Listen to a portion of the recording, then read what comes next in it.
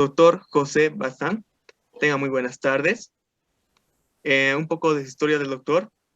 Ha sido médico general otorgado en la Facultad de Medicina, Universidad Mayor Real y Pontificia de San Francisco Javier de Chuquisaca, el mes de mayo del 2012.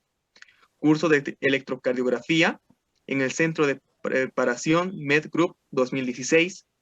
Soporte avanzado en la vida, de vida ACLS.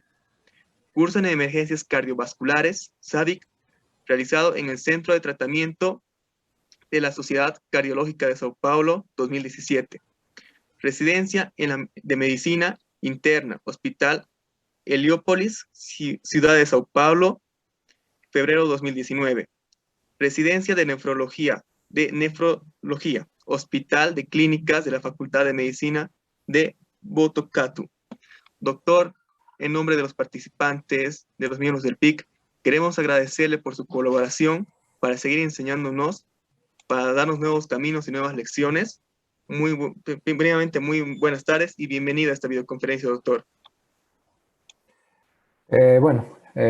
Buenas tardes a todos los participantes. De antemano ya muy agradecido, ¿no?, el programa de interacción comunitaria por esta oportunidad de poder retribuir un poquito, ¿no?, a nuestra facultad que nos acogió en los años de nuestra formación como médicos, ¿no? Mi nombre es Javier Bazán Mendívil, ¿no? Como ya hizo la presentación, estoy haciendo mi residencia, estoy en el segundo año de nefrología, soy R4 aquí en el Hospital de Clínicas de la Universidad de la UNESP, ¿no? Hospital de Clínicas de Botucatu. Bueno, para comenzar, vamos a iniciar esta presentación con un caso clínico. Un segundo. Paciente de sexo masculino, blanco, de 40 años de edad y peso 70 kilos, sin antecedentes patológicos previos, ingresa a 3 días atrás en el servicio de emergencia, con un cuadro de tos, congestión nasal, fiebre, diarrea en varias oportunidades, asociado a disney y reposo.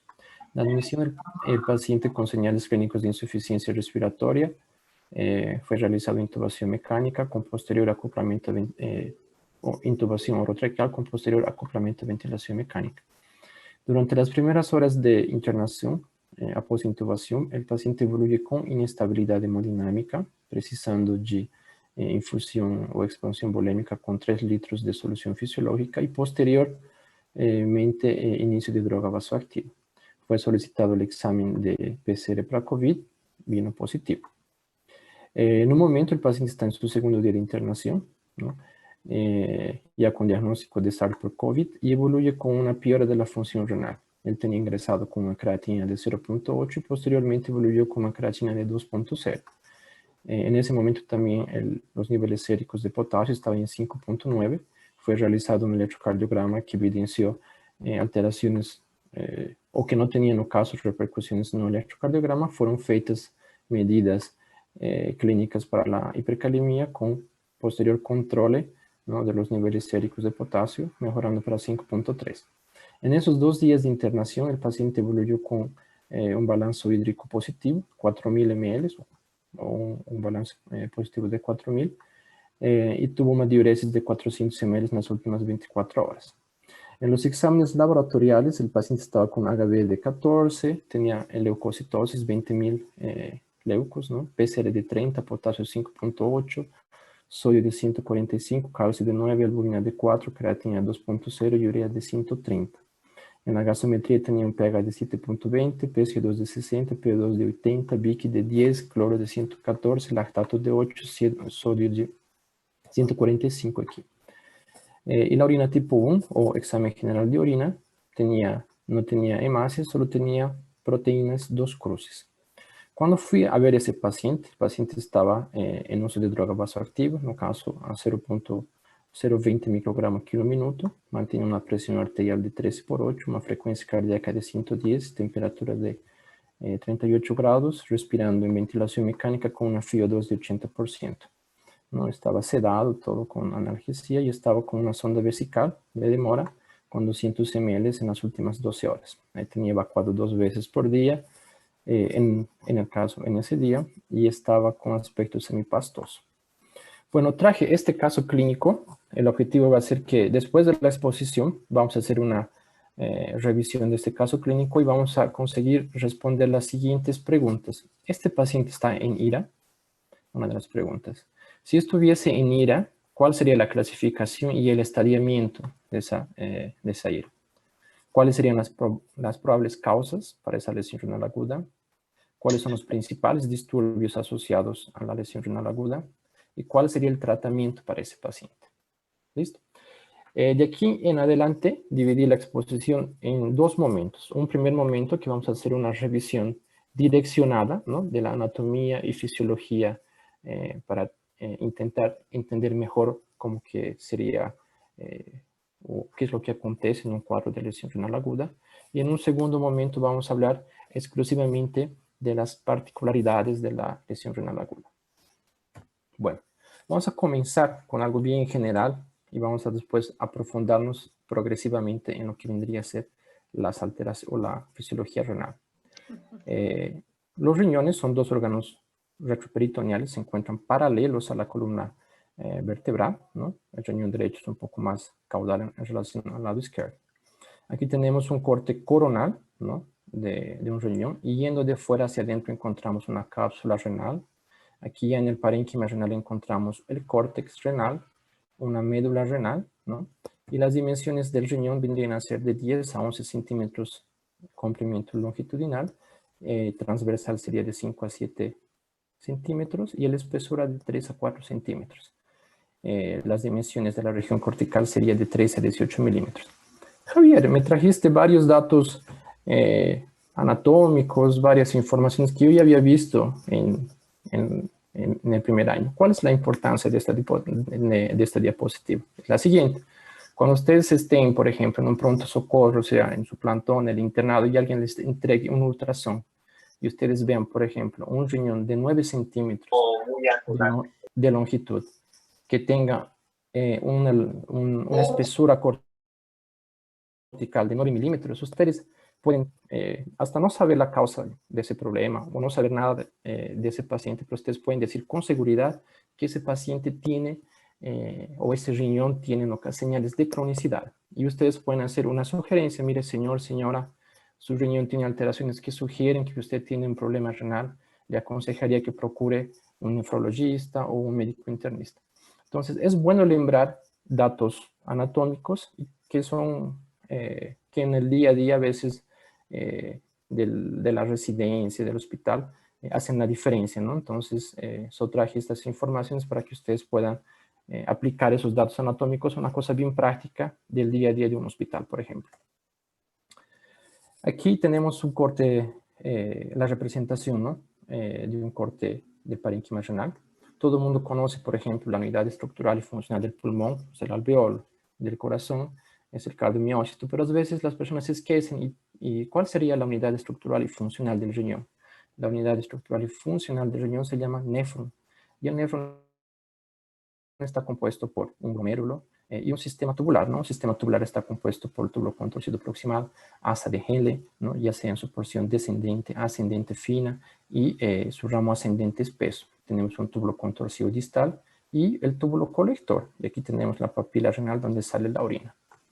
Vamos a aprofundarnos más en relación a las estructuras de un néfron. Aquí encontramos al glomérulo renal, ¿no? Tenemos una arteria aferente, ¿no?, con sus ramificaciones, formando tufo glomerular, que después se juntan y forman a lo que vendría a ser la arteria eferente. Tenemos aquí la cápsula de Bowman, ¿no?, que alberga el filtrado glomerular, y aquí tenemos el túbulo o sistema tubular.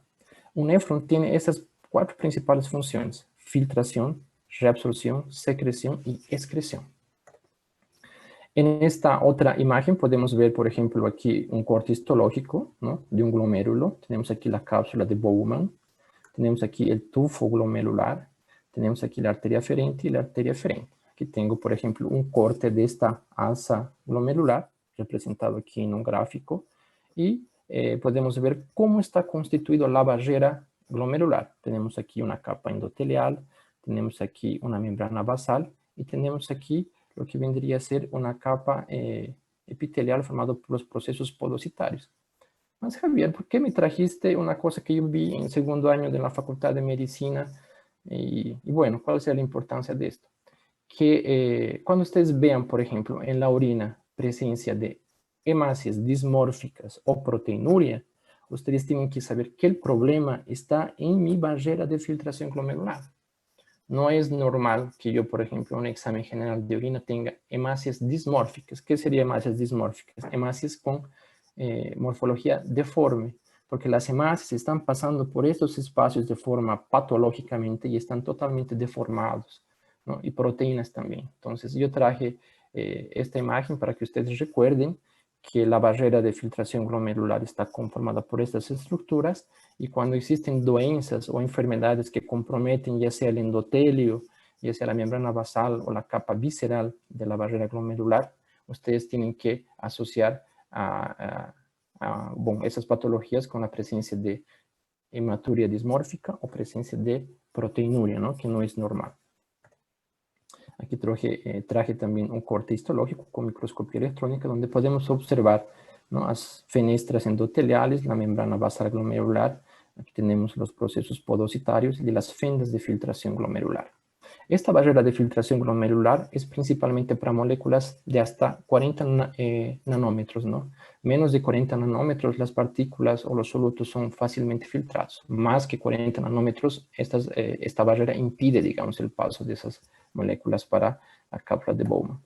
Y aquí solo lembrar, ¿no?, que el sistema tubular está conformado por el sistema túbulo contorcido proximal, asa de Henle. El proximal reabsorbe más o menos 60% del filtrado glomerular. La asa de Henle reabsorbe más o menos 30% del filtrado glomerular. Túbulo contorcido distal reabsorbe 7% y el sistema colector solamente 2 a 3% del filtrado glomerular. Bueno, después de ese recordatorio, ¿no?, un poco cansativo pero importante de lo que vendría a ser la anatomía y la histología del riñón, podemos decir cuáles son las principales funciones renales, ¿no? La principal función del riñón es ser un órgano filtro y depurador de las escorias nitrogenadas y otras toxinas, ¿no?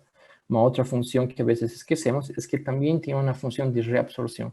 Así como filtra, también reabsorbe, ¿no? Y en un caso reabsorbe 99% del filtrado glomerular. Algunas otras funciones metabólicas o endócrinas, por ejemplo, la producción de eritropoyetina, convertir la vitamina D de su forma inactiva a su forma activa a través de la alfa-1 hidroxilasa, la producción de renina y también mantener el equilibrio hidroelectrolítico ácido-base del organismo. Miren, son varias funciones que el riñón cumple, ¿no? Pero en el día a día, en el hospital, en la rutina de cualquier persona que está haciendo su internado en el hospital, la función renal se evalúa a través de la función filtro depurador. ¿Cómo hacemos la evaluación de la función renal? A través de la tasa de filtración glomerular. ¿Qué sería la tasa de filtración glomerular? Sería la tasa de depuración que define la cantidad de plasma que es clareado de una sustancia en un determinado tiempo y es excretado a través de la orina. O sea, sería la capacidad que tiene mi riñón de eliminar un determinado soluto en un determinado tiempo. En este caso, ¿cuál sería el soluto que tomamos en cuenta? La creatinina, ¿no? Y a través de esa forma de ver la tasa de filtración glomerular fueron apareciendo algunas herramientas que nos permiten calcular la tasa de filtración glomerular. La primera que apareció fue a través de la fórmula de Korsakoff-Grau, ¿no?, que nos permite estimar la tasa de filtración glomerular a través de esta fórmula. Posteriormente apareció a través del estudio MDRD, ¿no?, esa otra fórmula para estimar la tasa de filtración glomerular, y actualmente tenemos la fórmula CK-DEPI, que también nos permite estimar la tasa de filtración glomerular. ¿Cuál es la diferencia de todas estas fórmulas? ¿Por qué aparecieron una y otra? Esta fórmula de Korsakoff-Grau nos hacía una supraestimación de la tasa de filtración glomerular, no era muy exacta. Posteriormente, esta otra fórmula fue buena, solo que en este estudio los pacientes que fueron incluidos y los pacientes que ya tenían doença renal crónica y eran no diabéticos. Y esta fórmula no era muy buena para, por ejemplo, evaluar la filtración glomerular en pacientes que no tenían ningún tipo de dolencia renal, por ejemplo.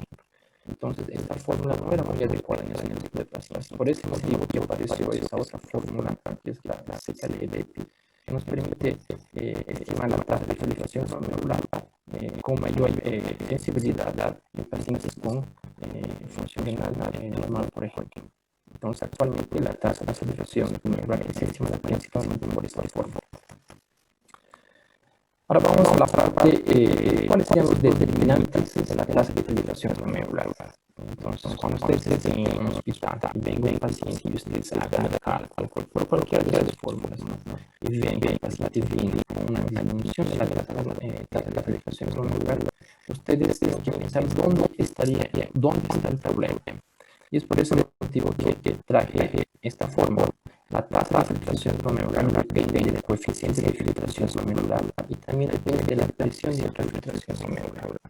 Entonces, cuando venga el paciente y está, por ejemplo, con una filtración de 30 ml, ustedes tienen que preguntar, ¿será que yo tengo comprometimiento en mi coeficiente de filtración glomerular? ¿O será que yo tengo un comprometimiento de la presión de infiltración glomerular?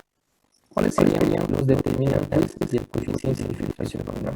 Yo preciso que mi glomérulo, que ya habíamos comentado, esté íntegro, que mi barrera de filtración glomerular esté bien. Si por ejemplo tengo patologías que alteran la textura de mi barrera glomerular, voy a alterar el coeficiente de filtración glomerular, por consecuencia voy a disminuir la filtración glomerular. En el otro lado, mi presión de infiltración depende de una presión arterial media adecuada, ¿no? Y también que yo no tenga ningún proceso obstructivo en mi vía biliar. En esta otra diapositiva vamos a explicar un poco mejor esos aspectos, ¿no? La presión de infiltración es definida como la diferencia de presión isostática menos la diferencia de presión oncótica. Parece un poco complejo, pero es muy simple. Entienden. Tenemos factores glomerulares y factores de la cálculo de Bowman. Dentro de los factores glomerulares, la presión hidrostática, ¿no? Es la única fuerza que favorece la filtración glomerular. Aquí vemos que la presión hidrostática glomerular se opone a la filtración glomerular y también la presión hidrostática glomerular se opone a la filtración glomerular. ¿Qué quiere decir? Que, por ejemplo, cuando yo tengo un paciente con una hipotensión, con una presión arterial de 80, yo disminuyo la presión hidrostática glomerular y consecuentemente tengo una disminución de la tasa de filtración glomerular. En el otro lado, si tengo un paciente con una uropatía obstructiva, ya sea por nefrolitiasis, ya sea vejiga neurogénica, hipertrofia prostática, una mama que aumente la presión en el sistema tubular, puede tener una disminución de la tasa de filtración glomerular. Aquí tengo más o menos cómo serían las fórmulas, los cálculos, ¿no? La presión hidrostática glomerular gira en torno a 50 milímetros de mercurio. La presión hidrostática en la cálculo de Bowman, 14 milímetros de mercurio, daría la ecuación de un delta P de 36 y la presión oncótica, 19. Como no hay una proteína en la capa de Bowman, 0. En total tendríamos 17 milímetros de mercurio como presión de infiltración glomerular.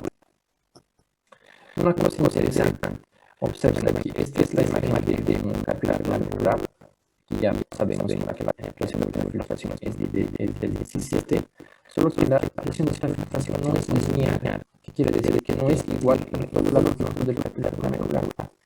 Al comienzo, en el inicio del capilar glomerular, la presión es 17, solo que a medida que se va dirigiendo al final del capilar glomerular, la presión disminuye a 13. ¿Cómo explicaríamos esa disminución? Como aquí va faltando el líquido, aquí tenemos los puntos amarillos, serían las proteínas, lo que es la presión oncótica, o proteínas oncóticas. Como va faltando el líquido, aquí tengo mayor concentración de mis proteínas dentro de la capilar glomerular, consecuentemente mi presión oncótica aumenta y disminuye mi presión de infiltración. Entonces, en el inicio de la radiografía, la presión de infiltración es mayor y al final, o próximo del final, o en la referencia de la presión de infiltración es menor. Vamos al otro determinante de la tasa de filtración, que sería el coeficiente de filtración glomerular. El coeficiente de filtración glomerular depende de la superficie capilar, o sea, de la superficie de las masas glomerulares, de la permeabilidad del capilar, o sea, de la preservación de la arquitectura que tengo aquí a nivel glomerular. Se tiene una estimativa que sea de 3.6 a 9.4 nanolitros por milímetro de mercurio. Entonces, haciendo las cuentas, si yo tengo un coeficiente de filtración de 3.6 nanolitros por minuto multiplicado por 17, que tendría que ser la relación de ultrafiltración glomerular, yo tendría 61 nanolitros por minuto. Mi tasa de filtración glomerular por glomérulo sería de 61 nanolitros por minuto. Considerando que una persona joven tiene 2 millones de nefrons, tendríamos una estimativa más o menos de una tasa de filtración glomerular de 122 cm por minuto, convirtiendo en una nanolitro para medio sería 122 cm por minuto, y en un día prácticamente el riñón filtra 175 litros por día. Entonces yo hice esta pequeña revisión de todos los participantes, los determinantes de la tasa de filtración glomerular, para que cuando ustedes se enfrenten a un paciente que venga con un examen que evidencia una tasa de disminución de la filtración glomerular, ustedes tengan una idea de dónde está el problema. ¿Será que está en el coeficiente de filtración glomerular? ¿Será que está en la presión de la filtración glomerular? ¿No? Entonces, los valores de referencia que tenemos desde 90 a 120. Cuando viene un paciente con menos que 90 ml por minuto, nosotros tenemos que pensar que eso ya es una disminución de tasa de filtración glomerular. Aquí traje más o menos una lista de condiciones clínicas en las cuales estaría alterado el coeficiente de filtración glomerular. Aquí tengo una lista de patologías y de enfermedades de la relación de filtración estaría alterada. Por ejemplo, los pacientes que tienen nefropatía diabética, esclerosis superficial, síndrome de nefritis, una proliferativa, ya sea una nefritis típica, ya sea una homeopatía pulsiosis osteoporótica, una síndrome flórica, una homeopatía venenosa o una proliferativa. En ese tipo de situaciones yo tengo una alteración de mi coeficiente de filtración glomerular. En ese otro lado, condiciones que alteran la presión de la filtración. Si el paciente está en shock, un paciente que está con hipovolemia y es hidratado, tenemos condiciones llamadas síndrome cardiorrenal, síndrome hepatorenal, estenosis arterial, y situaciones que aumentan la presión introstática, la de Bowman, por ejemplo, puede ser intrarrenal, una formación de cristales dentro del sistema tubular, por ejemplo, por uso de antivirales, síndrome de distrés moral, formación de cristales de ácido dentro del sistema tubular, pacientes con discrecia de proteínas, por ejemplo, el forma de cristal, las proteínas obstruyen el sistema tubular, y neuropatía obstructiva, estenosis respiratoria, tiasis respiratoria, prostática, plasia vesícula, Entonces, quise con lo que expliqué hasta ahora, tracer un raciocinio para ustedes para que puedan saber identificar varias situaciones en las cuales la filtración está disminuida y asociada a las patologías que pueden aparecer en el día a día de los ciudadanos.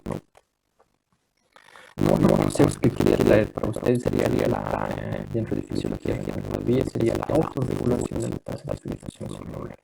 ¿Qué sería eso? Aquí tenemos más o menos una representación gráfica. Durante el día existen varias estresores, después de una reflexión, cuando dormimos, cuando hacemos actividad física y tal. Solo que la tasa de filtración glomerular es constante. Mismo día sea como aumento de la presión arterial o disminución de tasa de filtración glomerular siempre será constante.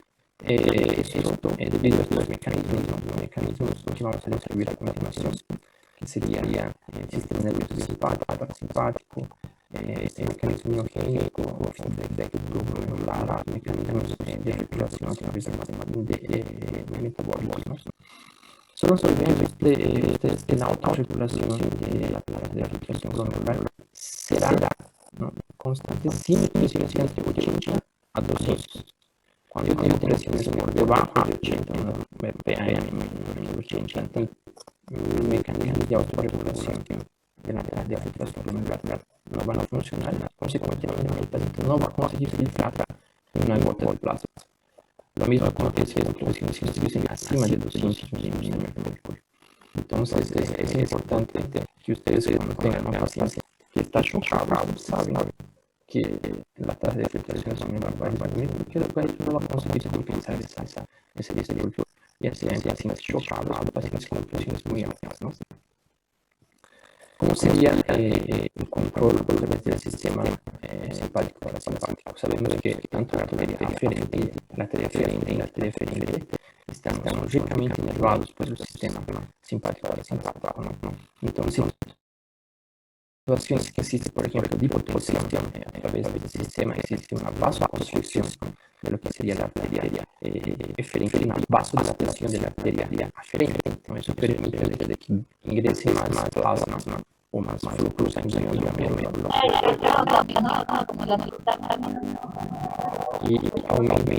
y aumente la filtración glomerular. Dentro de este mecanismo tenemos el mecanismo miogénico.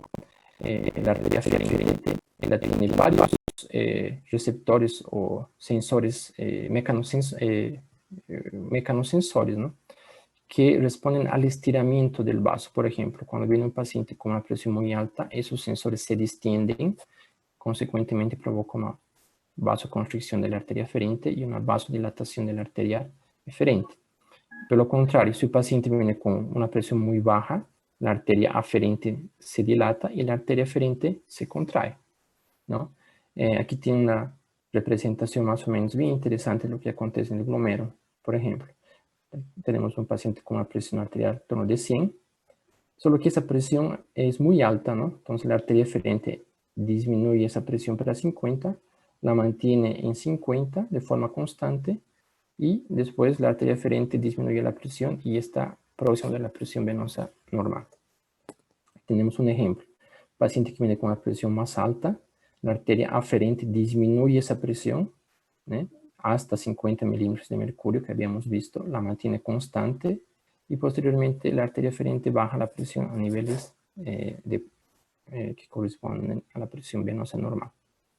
Entonces vemos que tanto la arteria o la resistencia a nivel de la arteria aferente y eferente tiene una función de proteger mi glomérulo. Lo protegen de presiones muy altas y cuando la presión está muy baja también ayudan a que aumente el flujo sanguíneo, todo con el objetivo de mantener la tasa de filtración glomerular. Un otro mecanismo que regula la tasa de filtración glomerular sería el mecanismo de feedback túbulo glomerular. ¿En qué consiste? Tenemos aquí el glomérulo, a medida que va filtrando plasma y tal, encuentran-se sodio y cloro, ¿no? Cuando viene por el sistema tubular, cuando pasa por la mácula densa, si estuviese unas concentraciones adecuadas de sodio y cloro, no existe ninguna alteración. Ahora, si el paciente está hipotenso y disminuye la concentración de sodio y cloro que pasa por la mácula densa reconoce esa disminución de sodio y cloro y consecuentemente activa el sistema renina-angiotensina-aldosterona que produce vasoconstricción de la arteria aferente y también vasodilatación de la arteria aferente. Consecuentemente, la tasa de filtración glomerular va a aumentar. Aquí tenemos igual el sistema renina-angiotensina-aldosterona, ¿no?, que como ya todo el mundo sabe, situaciones de hipotensión lo activan y el efecto es vasoconstricción de la arteria eferente y vasodilatación de la arteria eferente, todo con la finalidad de mantener la tasa de filtración glomerular. Y aquí tenemos una representación de los factores vasodilatadores. Por ejemplo, tenemos o ácido araquidónico, ¿no?, que es metabolizado a través del sistema de las ciclooxigenasas en prostaglandinas. Esas prostaglandinas permiten la vasodilatación de la arteria aferente. Como ya vimos, existen varias condiciones patológicas que yo preciso que mi arteria aferente se dilate. Si yo utilizo antiinflamatorios, yo bloqueo ese mecanismo de formación de prostaglandinas y consecuentemente mi riñón no va a conseguir esa autorregulación y consecuentemente va a disminuir la tasa de filtración glomerular. ¿Cuál es el mensaje de esta diapositiva? Pacientes con doença renal crónica, pacientes que tengan algún problema renal que ya no consigan mantener esa autorregulación, no pueden utilizar antiinflamatorios.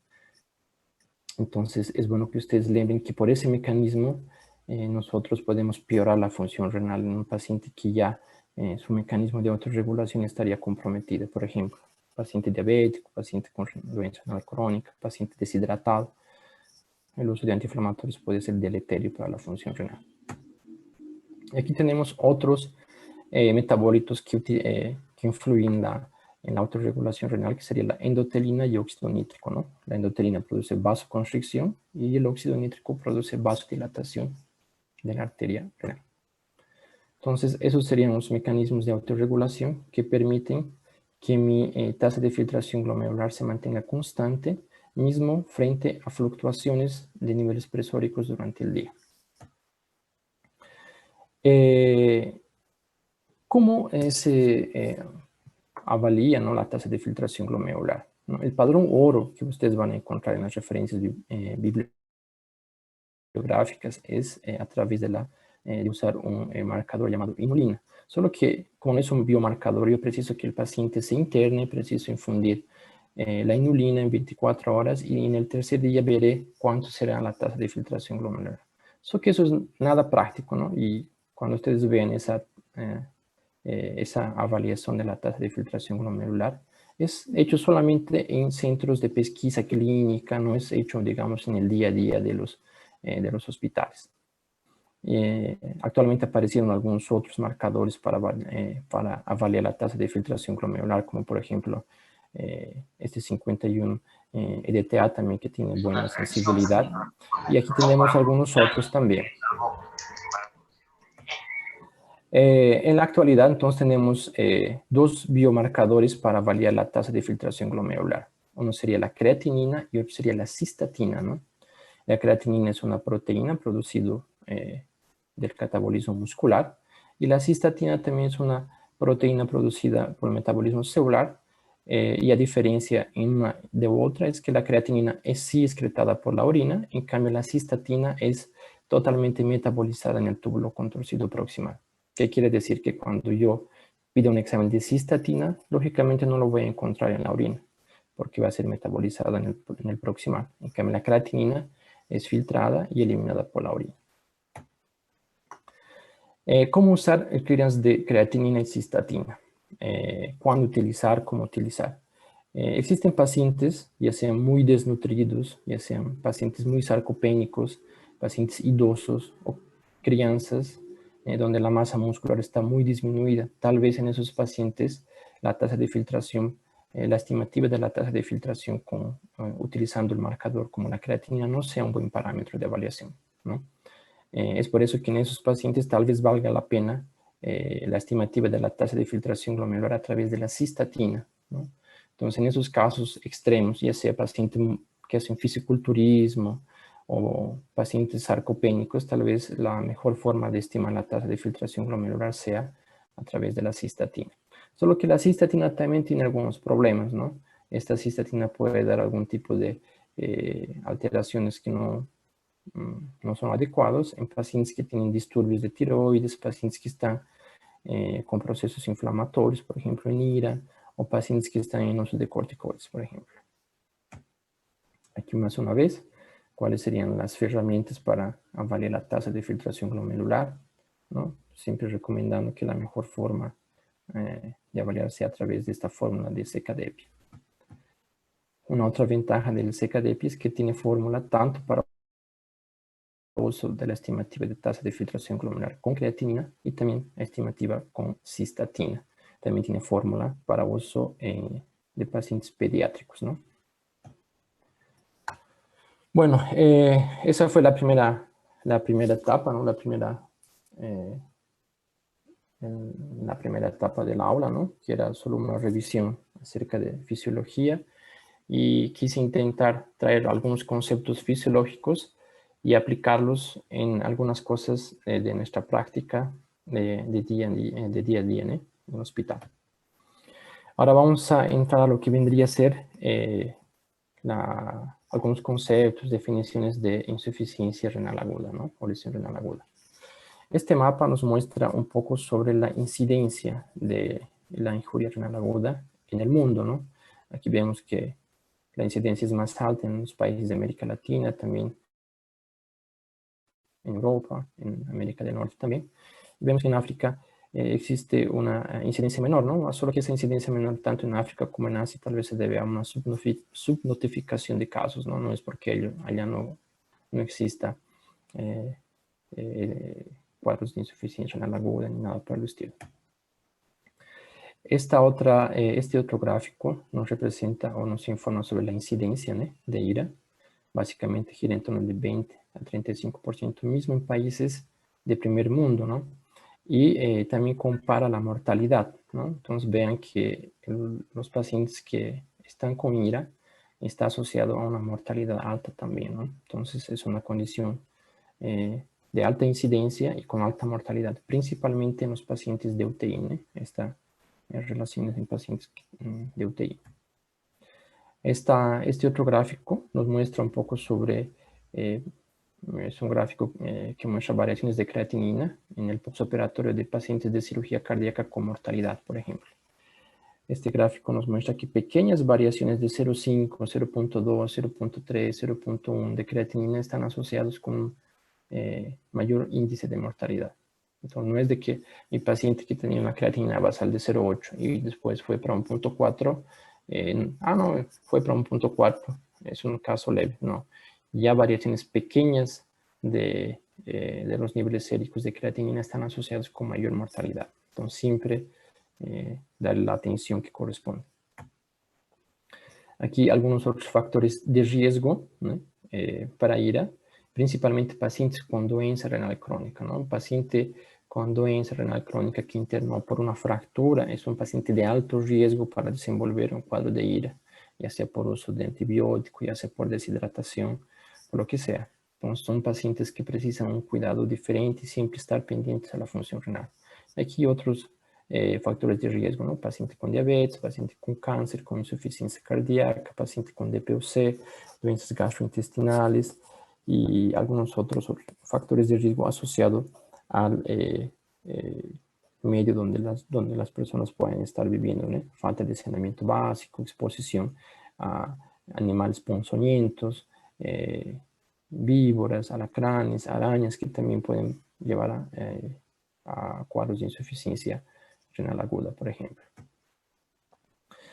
¿Cuál sería la definición de insuficiencia renal aguda? Sería una síndrome que se caracteriza por reducción abrupta de la tasa de filtración glomerular con consecuente retención de compuestos nitrogenados. En este caso sería urea y creatinina, generalmente acompañado por una reducción del volumen urinario. Entonces, la definición clásica de IRA, ¿no? Este esquema representa cómo que fue evolucionando la definición de IRA durante los últimos años. En 1950, por ejemplo, el diagnóstico de insuficiencia renal aguda era un diagnóstico muy tardío, ¿no? Los pacientes que eran diagnosticados con ese problema, ellos venían ya en cuadros prácticamente de oliguria y uremia, pacientes con pericarditis urémica, encefalopatía urémica, eran diagnósticos muy tardíos. Posteriormente, con la aparición de la estimativa de tasa de filtración glomerular, marcadores bioquímicos, el diagnóstico ya fue un poco más precoz, ¿no? Y posteriormente con las definiciones que aparecieron, la definición de Rifle aquí y actualmente la CADIGO, tenemos ya basado tanto en alteraciones clínicas como en alteraciones bioquímicas, ¿no? Alteraciones de la creatinina. Solo que las perspectivas para el futuro, para los próximos años, es que el diagnóstico de IRA se base principalmente en uso de biomarcadores. ¿Cuál sería el beneficio de uso de biomarcadores, ¿no? De poder detectar pacientes que están en riesgo, pacientes que ainda no evoluyeron con disminución de la tasa de filtración glomerular, o que pacientes que están comenzando a tener algún daño renal, ¿no? Actualmente, cuando tenemos un paciente que viene con disminución de la tasa de filtración glomerular, existe una estimativa que ya tenga una disminución de 40-50% de su tasa de filtración glomerular. Actualmente el diagnóstico con aumento de los niveles de creatinina es un marcador tardío, ¿no? Vean cómo yo tengo poco tiempo para intervenir y tal vez revertir un cuadro de insuficiencia renal aguda. En cambio, el objetivo de usar los biomarcadores actualmente es tal vez tener un diagnóstico más precoz de la insuficiencia renal aguda y yo tener más tiempo para intervenir, ya sea en un paciente que está con una nefrotoxicidad por uso de antibiótico o algún cuadro de deshidratación que tal vez el médico que acompaña no está percibiendo. Entonces, el objetivo siempre va a ser el diagnóstico precoz para tener mayor tiempo de intervención y evitar, ¿no?, que el paciente evoluya con una disfunción renal más importante. ¿Cuáles serían esos biomarcadores, ¿no?, que es lo que la literatura nos trae, ¿no? Existen biomarcadores que dependen de la filtración glomerular, por ejemplo, la cistatina, beta-2 microglobulina. Tenemos biomarcadores que avalían la función del túbulo contorcido proximal, por ejemplo, los más conocidos ENEGAR, KIM-1, interleuquina 18, que son biomarcadores de lesión del túbulo contorcido proximal. También existen marcadores que avalían la lesión a nivel del túbulo contorcido distal, por ejemplo, también aquí UNEGAL, osteopontina también, por ejemplo, y también del túbulo colector. Aquí tenemos otros biomarcadores que están asociados al proceso inflamatorio mismo, ¿no?, como por ejemplo TIMP2, IGF-BP7, por ejemplo, son marcadores que están asociados al proceso inflamatorio. ¿Qué más? Tenemos aquí, por ejemplo, una representación, ¿eh?, de que tanto el TIMP2 como IGF-BP7 son marcadores de lesión celular que son utilizados en la actualidad. Tenemos, por ejemplo, el NephroCheck, que vendría a ser una forma de evaluación de pacientes de alto riesgo, ¿no?, de evoluir con lesión renal, que se utiliza, por ejemplo, en Europa.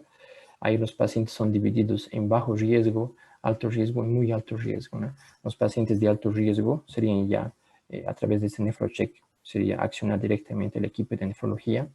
Y los pacientes de alto riesgo tendrían que hacer la utilización de sus biomarcadores, ¿no? Ahí, con la utilización de esos biomarcadores, se instauran medidas para evitar la peora del cuadro de insuficiencia renal aguda, por ejemplo. Con el aparecimiento de los biomarcadores, tenemos 4 tipos de pacientes que podemos tener, ¿no?, con lesión renal aguda. Tenemos pacientes que no tienen ningún tipo de daño, ¿no? No tienen alteración de creatinina, no tienen alteración de biomarcadores. Tenemos pacientes que tienen creatinina normal, pero que tienen biomarcador positivo. Tenemos aquí pacientes que tienen tanto creatinina positiva como biomarcador positivo. Aquí tenemos pacientes que tienen creatinina positiva y biomarcador negativo, ¿no? Entonces, con el aparecimiento de los biomarcadores, ahora los podemos clasificar a los pacientes en 4 grupos, ¿no? Y actualmente tenemos la definición de IRA, ¿no? Entonces, como les decía, la IRA inicialmente fue definida por la clasificación de Rifle, ¿no?, que hablaba de riesgo cuando existía una disminución de la tasa de filtración de 25%. Hablábamos de injuria cuando existía una disminución de 50% de tasa de filtración glomerular. Y hablamos de falencia cuando existía mayor a 75% de la tasa de filtración glomerular. Posteriormente apareció aquí la clasificación de Akin, ¿no?, que clasifica a los pacientes en 3 estágios. Cuando existía un aumento de creatinina 1.5, ¿no?, acima del valor de referencia, cuando aumentaba 2 veces el valor de referencia o creatinina basal, y cuando aumentaba 3 veces el valor de creatinina basal, ¿no? También tiene criterios que avalían o valorizan el débito urinario, ¿no? Y actualmente la CADIGO juntó los dos conceptos de Rifle y Akin, y actualmente tenemos la clasificación de CADIGO, que es la clasificación que se utiliza, ¿no? Cuando la creatinina aumenta de mayor a 0.3 miligramos o mayor que 50%, estadio 1, paciente que aumenta la creatinina mayor al 100%, estadio 2, y el paciente que aumenta la creatinina más que 200%, un estadio 3. Evolución de la doença renal aguda, ¿no? Los pacientes que tengan un cuadro de IRA, ¿no?, que duren menos de 7 días, los clasificamos solamente como injuria renal aguda. Solo que los pacientes que tienen IRA, que la alteración de la tasa de filtración glomerular se mantenga por más de 7 días y menos que 90 días, ya entran en el concepto de doença renal aguda. Y el paciente que mantenga alteración de la función renal por más de 90 días, hablamos de paciente que ya tiene doença renal crónica, por ejemplo. Causas de lesión renal aguda, ¿no? Las causas de lesión renal aguda podemos clasificar como prerrenal, cuando la parte hemodinámica está comprometida, causas renales, ¿no? Cuando existe una alteración, una lesión directa de la función renal, y causas postrenales cuando existe una obstrucción del flujo renal, ¿no? Dentro de los cuadros de insuficiencia renal aguda intrarrenal, dentro de las causas de injuria renal, como ya hemos visto, pueden ser prerrenal, causas renales y causas postrenales, ¿no? Dentro de las causas renales tenemos doenças vasculares, glomerulares, nefritis intersticial y necrosis tubular aguda, por ejemplo. Aquí tenemos todas las causas que pueden estar asociadas a lo que les comenté, ¿no? Alteración de la presión de ultrafiltración glomerular, que serían las causas de prerrenales, ¿no? Por ejemplo, tenemos sepsis, choque séptico, síndrome cardiorrenal, hepatorrenal, cirrosis, como ya hemos comentado. Y aquí tenemos las causas de lesión renal aguda, ¿no? Asociada a alteración del parénquima renal. Tenemos una infinidad de posibilidades, ¿no? Principalmente lesiones o doenças que acometen la arquitectura glomerular, ¿no? Como habíamos hablado, por ejemplo, los pacientes lúpicos. Una paciente lúpica, por ejemplo, generalmente puede evoluir con un cuadro de una glomerulopatía rápidamente proliferativa, ¿no? Entonces, existe una alteración de la arquitectura glomerular, consecuentemente una disminución de la tasa de filtración glomerular. Y los pacientes que evoluyen con una IRA postrenal, ¿no? Donde la presión hidrostática de la cápsula de Bowman aumenta, consecuentemente existe una disminución de la tasa de filtración glomerular. Aquí tenemos algunas alteraciones asociadas al cuadro de injuria renal aguda, ¿no? Los pacientes pueden tener alteraciones metabólicas, cardiovasculares, gastrointestinales, neurológicas, hematológicas, infecciosas, etc. Dentro de las causas metabólicas, una de las complicaciones asociadas frecuentemente es la hipercalemia, acidosis metabólica, también hiponatremia, hipocalcemia, ¿no? Que serían los disturbios hidroelectrolíticos más importantes en un paciente con IRA. Aquí traje una lista, ¿no? De las indicaciones de diálisis, ¿no? Un paciente que evoluye con IRA, con estas alteraciones, son pacientes que tienen indicación de diálisis. Por ejemplo, paciente con hipercalemia, un potasio mayor a 6.5 es una indicación de hipercalemia. Paciente con acidez, con indicación de diálisis, ¿no? Paciente con acidosis graves, por ejemplo, menor a 7.1, pH menor a 7.1, indicación de diálisis. Paciente con uremia mayor a 150, indicación de diálisis. Pacientes con hipervolemia, ¿no? Indicación de diálisis. Pacientes con encefalopatía, ¿no? Que ya sea encefalopatía, pericarditis, ¿no? Síndromes urémicas también tienen indicación de diálisis. Y pacientes con disnatremias graves también tienen indicación de diálisis, ¿no? Una cosa que quería lembrar a ustedes, diferencia de síndrome urémica de azotemia, ¿no? Un paciente que tenga aumento de nivel de urea que esté asintomático, él tiene azotemia. Un paciente que tiene aumento de los niveles de urea y que tenga algún síntoma neurológico, algún síntoma, por ejemplo, pericarditis torácica, eso ya es uremia. Entonces, las indicaciones de diálisis son por uremia, no solamente por los aumentos isolados de urea, ¿no? Un paciente asintomático que tenga aumento de urea no tiene una indicación de diálisis de urgencia, por ejemplo. Diferente a un paciente que tiene aumento de nivel de urea que esté, por ejemplo, con flapping, que tenga encefalopatía urémica, tal vez tenga indicación de diálisis, ¿no?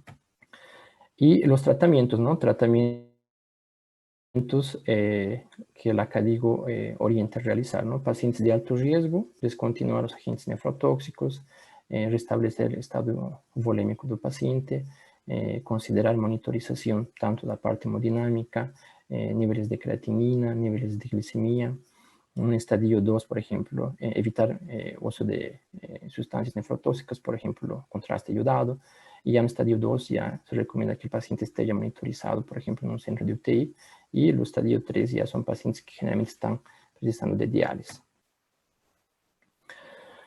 Volviendo a nuestro caso clínico, ¿no? Entonces, nuestro paciente tenía esta gasometría, ¿no? En esta gasometría podemos observar que él tenía un pH de 7.20, estaba en acidosis, ¿no? La primera avaliación, la primera situación que se tiene que hacer es ver si esa acidosis respiratoria está compensada, ¿no? Ahí utilizamos esta fórmula que nos permite ver si la acidosis respiratoria está compensada. En este caso no está compensada. Ahí utilizamos el bicarbonato, ¿no? Bicarbonato de 10. También vemos que no está compensada con la parte respiratoria. Y aquí también calculamos el anión GEPI, ¿no? El anión GEPI, que en el caso sería para L de 19.25. Y también hacemos el delta-delta, que nos muestra que el paciente tiene una acidosis hiperclorémica también. En algún otro momento podemos hacer una revisión, digamos, de cómo hacer esta variación del disturbio ácido-base, ¿no? Entonces, nuestro paciente tiene una lesión renal CADIGO 3, ¿no? Porque existe un aumento de la creatinina, 2.5 veces, existe disminución del débito urinario. Nuestro paciente tiene, por el balance hídrico muy positivo, la troca estaba muy baja, tiene hipervolemia, también tendría esa complicación. Y dentro de otras complicaciones del disturbio de ácido base, observamos que el paciente tiene acidosis metabólica con anión GEPI aumentado, ¿no? Y también tiene una acidosis metabólica hiperclorémica, ¿no? Disturbios hidroelectrolíticos, tenemos aquí a la hipercalemia. Ese paciente sí encuentra en IRA, ¿no? Aquí tenemos las preguntas que nos habíamos planteado responder. El paciente se encuentra en IRA. El paciente tiene una lesión renal aguda CADIGO 3 oligúrica. Las probables causas de la lesión renal aguda sería isquémica séptica, inclusive tal vez una nefropatía por COVID. ¿Cuáles son los principales disturbios encontrados en el paciente? Tenemos una hipercalemia sin repercusión en el electrocardiograma, tiene una acidosis tripla, ¿no? Tiene una acidosis respiratoria, una acidosis metabólica con anión GEPI aumentado y una acidosis hiperclorémica. ¿Y cuál sería el tratamiento para ese paciente? Sería indicar terapia de soporte renal agudo, ¿no? A través del criterio GEPI de mala capacidad. Para finalizar, tendríamos entonces paciente con diagnóstico clínico de SARS por COVID, diagnóstico nefrológico, ¿no? Lesión renal aguda CADIGO 3, de etiología isquémica séptica, interrogado nefropatía por COVID, algunos disturbios encontrados, acidosis respiratoria más acidosis metabólica con anión GEPI aumentado, hipercalemia asociada a la ira, y la conducta en ese paciente sería soporte renal agudo, ¿no? Y pero uso de droga vasoactiva, el método indicado sería una terapia venosa continua, ¿no? Entonces, serían esas las consideraciones en relación a lesión renal aguda.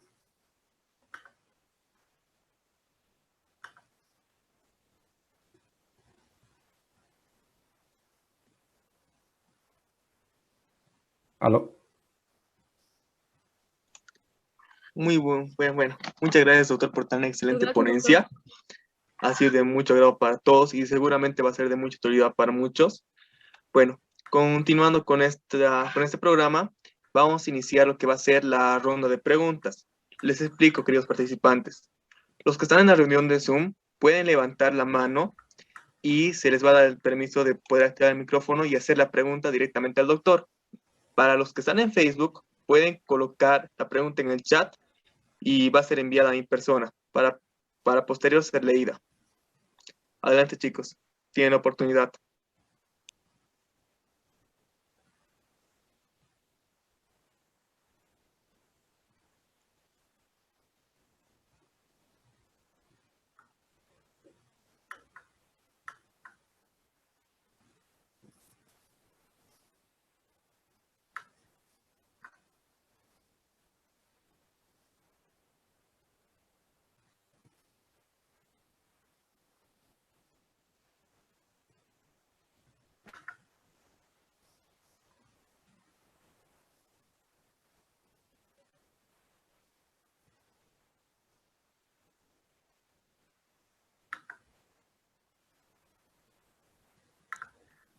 Acá tenemos preguntas desde el chat, doctor. ¿Se lo leeré?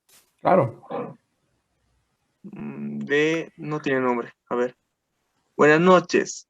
En el ámbito de la atención básica de la salud, ¿vale la pena el cálculo episódico de la TFG en pacientes con factores de riesgo como una forma de anticipar un tratamiento o velar por el acompañamiento clínico? La tasa de filtración glomerular con seguridad es un examen de rutina que se puede hacer, ¿no? El contexto que les había explicado ahora es un paciente agudo, ¿no? Paciente que existe una lesión renal aguda. Se puede utilizar la tasa de filtración glomerular como una forma de evaluar la función renal. Ahora, un paciente que no tiene ningún insulto glomerular, se puede hacer un examen de control, es lo que se hace de rutina, por ejemplo, en los hospitales, ¿no? Un paciente que va a hacer, por ejemplo, un examen preoperatorio para una cirugía, un paciente que que ya tiene tal vez alguna dolencia renal crónica y va a ver si su función renal está estable. Entonces, la tasa de filtración glomerular es utilizada tanto en un ambiente de paciente o en una situación de paciente agudo, más para una estimativa, y también como una forma de control de la función renal en pacientes que están, por ejemplo, haciendo un control de rutina, ya sea en una atención básica, ya sea en una consulta de rutina, por ejemplo. Entonces, sí, con seguridad se puede utilizar tanto en esas dos situaciones, ¿no?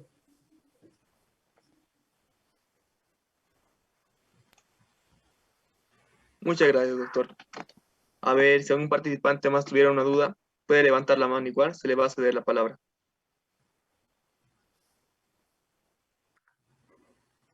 Aquí hay otra pregunta. Doctor, en circunstancias